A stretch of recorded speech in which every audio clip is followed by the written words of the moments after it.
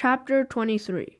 The hunters left many wounded otters behind them. Some floated in and died on the shore, and others I killed with my spear, since they were suffering and could not live. But I found a young otter that was not badly hurt. It lay in a bed of bull kelp, and I would have paddled by if Rantu had not barked. A strand of kelp was wound around its body. I thought it was sleeping, for often before they go to sleep they anchor themselves this way, to keep from drifting off. Then I saw there was a deep gash across its beak. The otter did not try to swim away as I drew near and reached over the side of the canoe. They have large eyes, especially when they are young, but this ones were so large from fear and pain that I could see my reflection in them.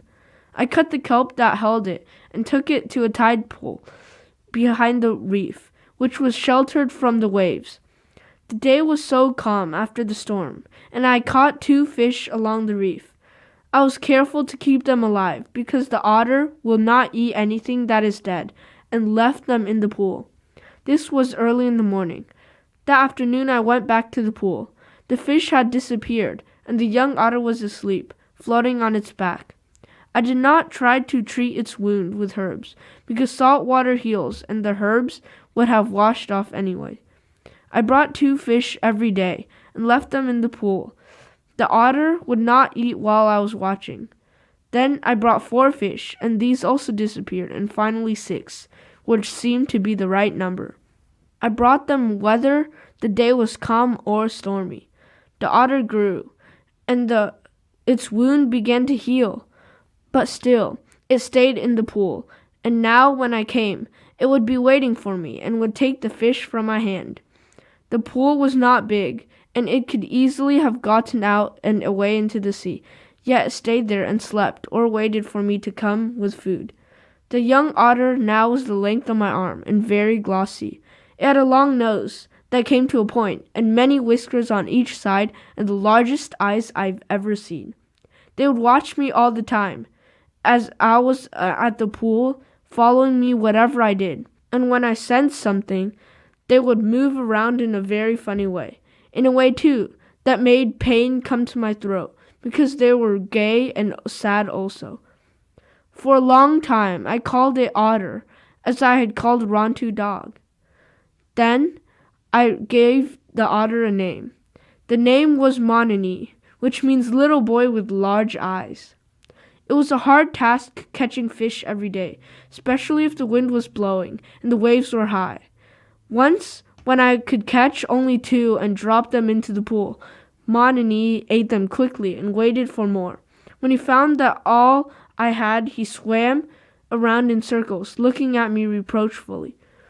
The waves were so high the next day that I could not fish on the reef, even a low tide.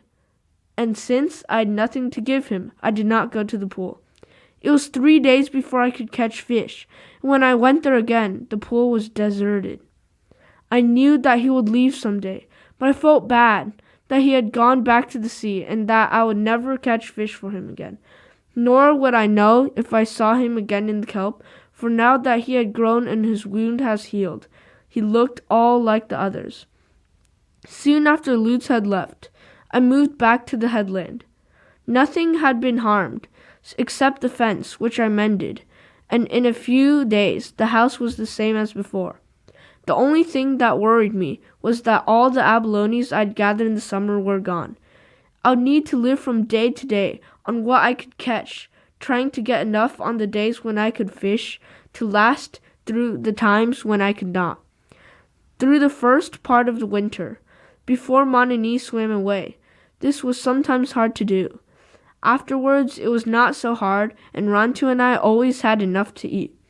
While the Lutes were on the island, I had no chance to catch little smelts and dry them, so the nights that winter were dark, and I went to bed early and worked only during the day. But still, I made another string for my fishing spear, made many hooks of abalone shell, and last of all, earrings to match the necklace Tutak had given me. These took a long time, for I searched the beach many mornings, when the tide was out, before I had found 2 pebbles of the same color as the stones in the necklace are soft, even cut. The holes in the earrings took even more time, for the stones were hard to hold, but when I was done, and I had rubbed them bright in fine sand and water, and fastened them with bone hooks to fit my ears, they were very pretty. On sunny days, I would wear them with my cormorant dress and the necklace, and walk along the cliff with Rontu. I often thought of Tutok, but on these days especially, I would look off into the north, and wish that she were here to see me. I could hear her talking in her strange language, and I would make up things to say for her, and things for her to say to me. This is the end of chapter 23.